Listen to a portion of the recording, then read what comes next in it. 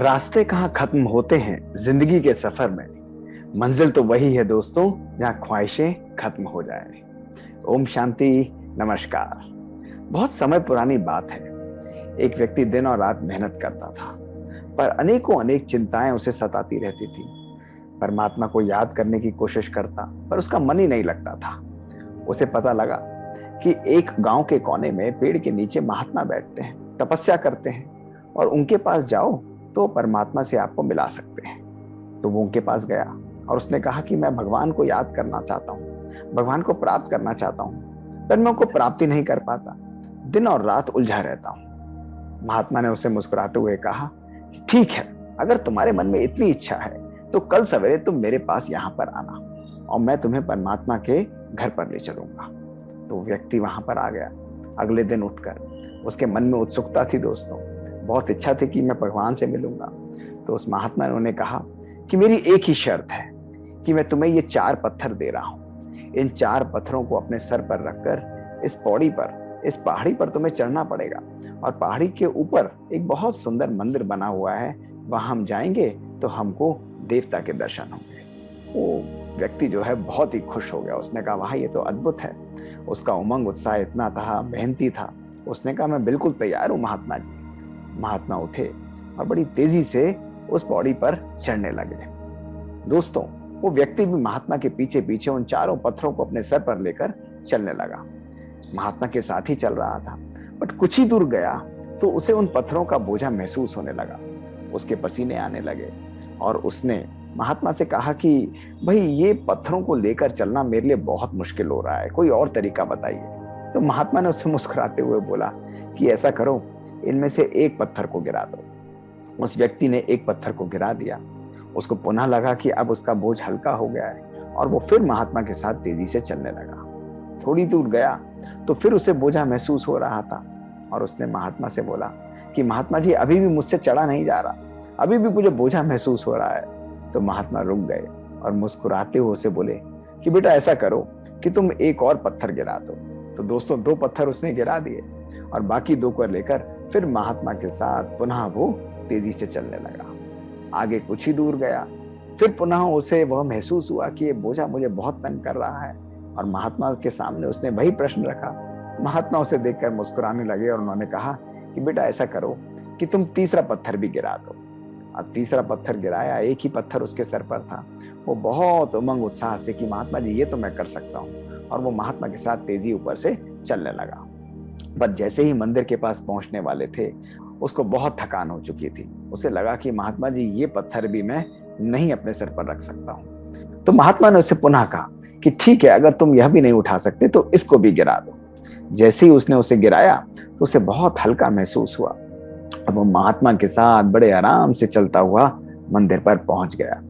और जैसे ही वहां पर पहुंचा तो महात्मा ने उसे कहा कि बेटा यहीं पर रुक जाओ। उसने कहा क्या हुआ महात्मा जी? उसने कहा तुमने कुछ समझा? उसने कहा समझाइए जरा मुझे। उसने कहा बेटा, जीवन भी हमारा इसी प्रकार का है। हम परमात्मा की प्राप्ति, आध्यात्मिकता को अपने जीवन में अपनाना चाहते हैं, लेकिन हम उसको अपना ही नहीं चाहते हैं, क्योंकि अपने सर पर, अपने मन पर हम बोझा लेकर चलते रहते हैं। ये 4 प्रकार के बोझे जब तक तुम अपने मन पर नहीं हटाओगे, तब तक तुम्हें जीवन में हल्कापन नहीं महसूस होगा, तुम्हारे जीवन में खुशी नहीं होगी, तुम्हारे जीवन में उमंग और उत्साह आ ही नहीं सकता। तो उस व्यक्ति ने पूछा कि महात्मा जी, ये 4 पत्थर क्या है? तो महात्मा ने मुस्कुराते हुए बोला कि बेटा, पहला पत्थर जो है वो है तुम्हारा पूर्व, यानी पुरानी बातें तुम जो अपने मन में कैरी करते हो। तो उसने कहा क्या अर्थ? तो महात्मा ने उसे कहा कि बेटा, जीवन में तुम्हें अनेक प्रकार के व्यक्ति मिलते हैं, अनेक परिस्थितियां तुम्हारे सामने आती हैं। उन बातों को जब तुम अपने मन में रख लेते हो, उन नकारात्मक परिस्थितियों को तुम अपने मन में स्थान दे देते हो, तुम्हारा मन नहीं रहता, तुम्हारा मन कूड़ेदान बन जाता है। ऐसे ही एक दिन में एक व्यक्ति ने कुछ कहा, दूसरे दिन किसी और व्यक्ति ने कहा, और जीवन भर हम इस नेगेटिव चीजों का अपने मन में संग्रह करते रहते हैं, और हमारे मन की जो खुशबू है, हमारे मन का जो हल्कापन है, हमारे विचारों की जो श्रेष्ठता है, वो समाप्त हो जाती है। और ऐसा मन जिसके अंदर ये नेगेटिव बातें भरी हुई हैं, वो ना खुद खुश रह सकता है, ना दूसरों को खुशी दे सकता है। तो बेटा, यदि जीवन में आगे बढ़ना चाहते हो, जीवन में अध्यात्म को अपने जीवन का अंग संग बनाना चाहते हो, तो बहुत आवश्यक है पुरानी बातों को अपने मन से सदा सदा के लिए साफ कर दो। उस व्यक्ति ने कहा कि महात्मा जी दूसरी बात? तो उसने कहा बेटा दूसरा पत्थर जो है वो है हमारा अहम, यानी हमारा ईगो। हर व्यक्ति अपने जीवन में अपने अहम को अपने साथ लेकर चलता है।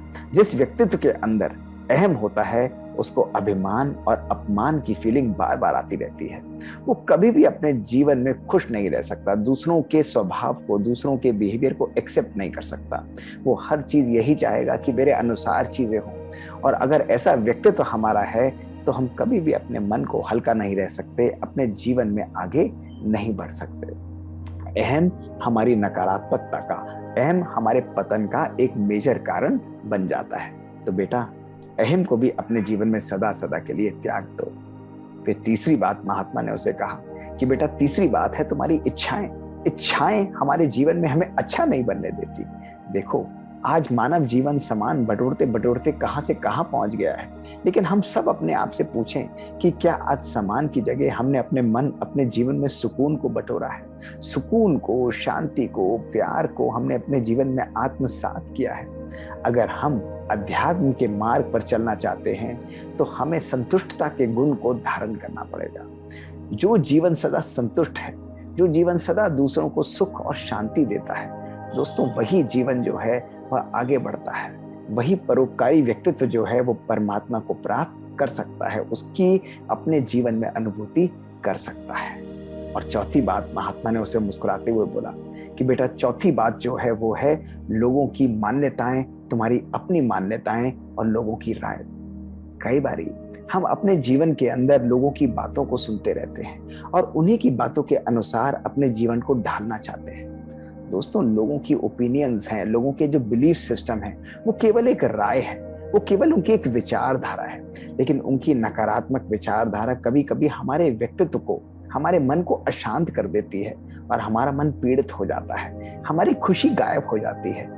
हमें एक जिंदगी जो सुंदर मिलती है वो हमें अपनी श्रेष्ठ विचारों के अनुसार जीने के लिए मिलती है। ये हमारी अपनी चॉइसेस हैं जिनके अनुसार हम अपनी जिंदगी को पावरफुल और पॉजिटिव बना सकते हैं। लेकिन अगर हम अपनी जिंदगी दूसरों के अनुसार जीने लगे तो कहीं ना कहीं हम अपने जीवन के मार्ग से भटक जाते हैं और हमारी खुशी, हमारे जीवन का आनंद समाप्त हो जाता है। वो व्यक्ति बहुत खुश हुआ।